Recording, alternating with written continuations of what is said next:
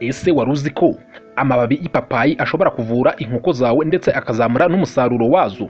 Ese wari uzi ko tungurusumu ishobora kuvura inkoko zawe ndetse ikazamura n'umusaruro wazo? Ngwaye ikaze kuri Mukire TV, njye nitwa Mr Sam. Niba utarakora subscribe, uyu ni umwanya wo gukora subscribe. Reka uyu munsi turebere hamwe uburyo amababi y'ipapayi ashobora kuzamura umusaruro w'ubworozi bwawe bw'inkoko ndetse akavura n'indwara zitandukanye. Kandi turanarebera hamwe uburyo tungurusumu ishobora kuzamura umusaruro w'ubworozi bwawe bw'inkoko ndetse ikavura n'indwara zitandukanye. Ngwaye ikaze, njye nitwa Mr Sam. Tudatinze rero tugiye guhera uburyo ushobora gukoresha amababi y'ipapayi ukavura inkoko zawe ndetse ukazamura n'ubworozi bwawe bw'inkoko. Nguhaye ikaze. Benefit of pawpaw leaves meal or extract. Yes, uyu ni wo mutwe w'inkuru mu rurimi rw'icyongereza. Ndagira ngo ukurikire iyi video kugeza irangiye, ubundi usobanukirwe ibi bintu bizagufasha kuzamura ubworozi bwawe bw'inkoko. Nguhaye ikaze. Benefit of pawpaw leaves meal or extract. Icyambere, akamaro k'amababi y'ipapayi mu bworozi bw'inkoko iyo wayakoresheje iyi fu yayo. Akamaro ka mbere, it improve feed intake. Amababi y'ipapayi yongera inkoko zawe apeti ku buryo zirya kandi zikarya ku rugero rukwiye, ku buryo zongera umusaruro nko mu gihe inkoko zabuze icyo twita apeti. Ikindi cya kabiri, amababi y'ipapayi yongera ibiro by'inkoko. It boosts weight gain and food conversion efficiency. Amababi y'ipapayi yongera ibiro by'inkoko ndetse n'uburyo inkoko zifata ibiryo mu buryo bukiyongera, bikaba byakongera n'ibiro cyane cyane ku bantu mworora nk'inkoko z'inyama. Icya gatatu, it kill coccidia worms and bad bacteria. Amababi y'ipapayi yica udukoko twita coccidia, utuntu udukoko tubi cyane mu bworozi bw'inkoko, dore ko dutera indwara bita coccidiosis, ndetse n'udukoko tubi tuza mu bworozi bw'inkoko bitewe wenda n'isuku yaba itameze neza. Aya mababi y'ipapayi abikoraho, inkoko zawe zikamera neza cyane. Ku mwanya wa kane, it best meat quality. Amababi y'ipapayi ashobora kuzamura uburyohe bw'inyama. Yes, ubwiza bw'inyama. Utu rero ni tumwe mu tumaro twabateguriye tw'amababi y'ipapayi mbere yuko tukubwira uburyo uyatunganya kugira ngo uyakoreshe mu bworozi bwawe. Ikindi turarebera hamwe n'uburyo tungurusumu nayo wayikoresha. Ni akamaro keza cyane.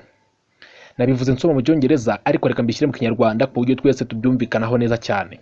Icya mbere, amababi y'ipapayi yongera uburyo inkoko zifata ibiryo, yongera apeti. Icya kabiri, amababi y'ipapayi yongera ibiro. Yongera ibiro, ugasanga inkoko zawe zifite ibiro kabisa, zifite ireme. Bivuze ko nyine yongera ubwiza bw'inyama ndetse n'ubwishi bw'inyama. Ikindi, amababi y'ipapayi akaba yica udukoko turimo nk'utwo bita coccidia ndetse n'utundi dukoko tubi dushobora kuza mu kiraro cyawe. Aka ni akamaro rero k'ifu y'amababi y'ipapayi. Reka nkubwire noneho uburyo bayitunganya. Procedure of making pawpaw leaves meal. Icya mbere, harvest pawpaw leaves. Sarura amababi y'ipapayi. Niba uhinze amapapayi iwawe, aya mababi ashobora kuba yagufasha mu by'ukuri kuzamura ubworozi bwawe bw'inkoko. Niba utari ubizi, ubimenye. Mwanya wa mbere turasanga icyo bita harvest pawpaw leaves. Urayasarura, dry them under the shade.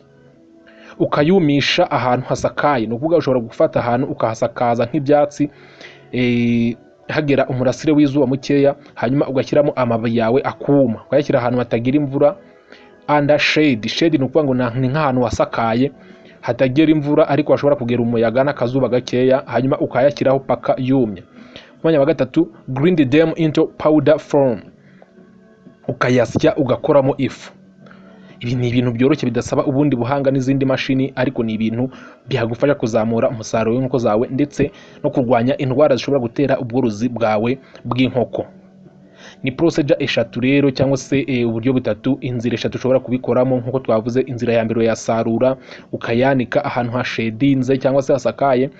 Icya gatatu, ukayasya. Yes. Hanyuma rero uko yo wayakoresha.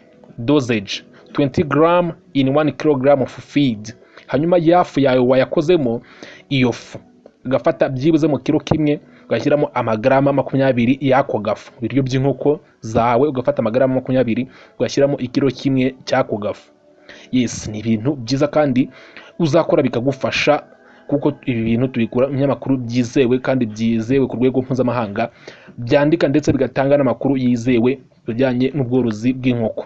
Aha rero uzadukoresha amagarama 20 muri buri kilo, bivuze ko niba ufite ibiro 100 uzakuba n'amagarama 20 aba ariyo ushyiramo. Yes, turacyakomeje rero no ku mwanya wa kabiri, procedure for making pulpa leaves extract.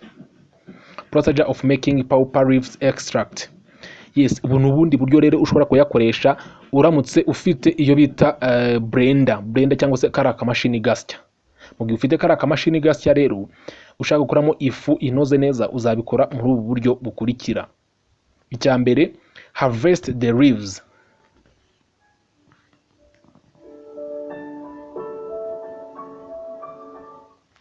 Nyuma yo gusarura amababi rero, clean the leaves using clean water. Mu gihe ufite kari akamashini ka blender gasya, uzasarura amababi yawe uyahanagure ukoresheje amazi meza, hanyuma chop them into small pieces and add them into blender. Uzayakatamo uducece dutoya duto, nurangiza uyashyire mu kamashini gawe ka blender. Cyakane, add some water to help in blending. Ushyiremo utuzi dukeya nyuma yo kuyashyira muri ako kamashini, hanyuma after blending strain together. Yes, uzashyiramo utuzi dukeya hanyuma usye, uzasya ukoresheje ka blender kawe rwose, uhita ubikora neza cyane. Dosage uzayakoresha gute rero? Amagarama mililitiro 5, bivuze ko hano bizaba bimeze nk'amazi. Yes, kuko uzashyiramo utuzi bizasaba gupima, turabipima mu ngero z'ibisukika. Yes, wibuke ko ahambere ku ifu twakoresheje ingero z'uburemere kuko biba biri solids cyangwa se ifu. Hanyuma ku mwanya wa kabiri hano gukoresha blender, bitewe nuko ushyiramo amazi, tupima dukoresheje ingero z'ibisukika.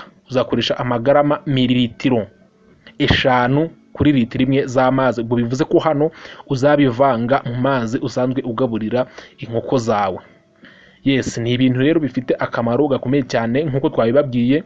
Ni ibintu uba ukwiriye gukora kugira ngo bizamure umusaruro wawe kandi byice na turiya dukoko mu by'ukuri nk'uko twabibabwiye. Yes, mililitiro 5 ni ibintu byoroshye cyane. Kugeza aha ngaha niba tukiri kugendana, ndagushimiye cyane, kandi niba utarakora subscribe ukore subscribe, ukande like kuri iyi video kuko ndabizi ni video nziza igufashije, kuko ibi bintu ntabwo wari ubizi. Amababi y'ipapayi ashobora kugufasha kuvura indwara kandi akongera umusaruro wawe, cyane cyane ku bantu muri korora amasake, mugamije kongera ibiro, mugamije kongera inyama. By'ukuri aya mababi y'ipapayi aragufasha cyane nk'uko tumaze kubirebera hejuru. Turakomeje rero kuri tungurusumu cyangwa se garlic. Ese wari uzi ko tungurusumu ishobora kuba yagufasha kuzamura ubworozi bwawe bw'inkoko ndetse ikagufasha kurinda n'indwara zitandukanye? Guhaye ikaze rero, nabwo reka turebere muri igice cya kabiri cy'ukuntu wakoresha tungurusumu.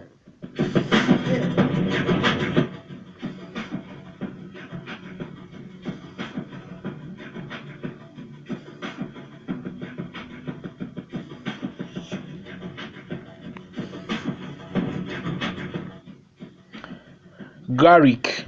Benefit of garlic. Akamaro ka tungurusumu. It have antibacterial and antiviral property. Tungurusumu igufasha kugwanya udukoko twa bacteria ndetse n'amavirus. Bacteria ni udukoko dutoya ndetse n'amavirus. Iyi bacteria mu bworozi bwawe igufasha kuvura utudukoko n'amavirus. Icya kabiri, it serve as immune system support. Ikora nk'uburyo bwo kongera ubudahangarwa mu nkoko zawe, immune system support. Icya gatatu, it help in digestive health. Ikindi, tungurusumu ikaba yafasha inkoko zawe mu kugogora ibyo zariye, digestive health. Icya kane, it have anti-inflammatory effect. Tungurusumu ikora nk'ikintu kirwanya ubundi burwayi cyangwa se nk'umuti ushobora kuvura ubworozi bwawe. Icya gatanu, it improve respiratory health. Tungurusumu ikaba yafasha inkoko zawe kuba zahumeka neza, bityo zikagira ubuzima bwiza, aribwo buganisha kuba zaguha n'umusaruro mwinshi cyane. Icya gatandatu, it improve feed efficiency. Zongera apeti ku nkoko zikarya, kandi inkoko yariye neza izamura n'umusaruro. Icya karindwi, it serve as natural growth promoter. Izifasha kuba zakura mu buryo bwa kamere, bwa kamere butari gukura biri aho ngaho gusa. Inkoko igakura kabisa ifite ireme, bitari bimwe byo gupfa gukura mu buryo butari kamere mbese. Yes, dosage rero mu gihe wakoresheje tungurusumu ukoresha amagarama 10 mu kilo kimwe cy'ibiryo. Yes, buri kilo kimwe cy'ibiryo ugashyiramo amagarama 10. Ubwo niba ufite ibiro 120 cyangwa se 50 uzakuba n'amagarama ufite amagarama 10, ukube n'ibiro ufite ubone amagarama uzakoresha. Hanyuma rero tungurusumu bayitunganya gute mbere yuko bayishyira mu biryo by'inkoko kugira ngo izamure umusaruro? Organolives oil. Yes, tungurusumu benefit. Yes, tungurusumu rero ukuntu ikora ni uburyo ukurikira. Uzafata tungurusumu yawe uyichoping. Yes, mu gihe waba ufite blender ushobora kuyisya, ufite ka blender k'akamashini twabwiye ushobora kuyisya, cyangwa se ukaba wayihonda neza, ukayihonda ukoresheje nk'akantu keza kugira ngo mu by'ukuri igire agafu kayo kazima kabisa.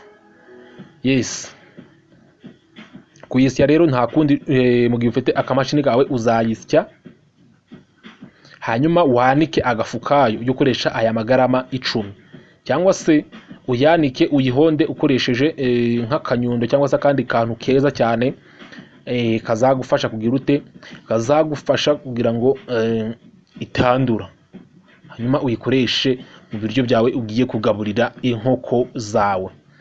Yes, tungurusumu rero yo ntabwo igoye, urumva nukuyoza, nukuyisarura ukayoza, wamara kuyoza ukayisya cyangwa se ukayihonda bitewe n'ibikoresho ufite, hanyuma ukajya uyivanga ku magarama 10 kuri buri kilo ugaburiye inkoko zawe, bigahita bigira akamaro twamaze kukubwira hejuru. Rero ndabashimiye rero, nge nitwa Mr Sam. Niba utarakora subscribe hano kuri Mukire TV, uyu ni mwanya gukora subscribe.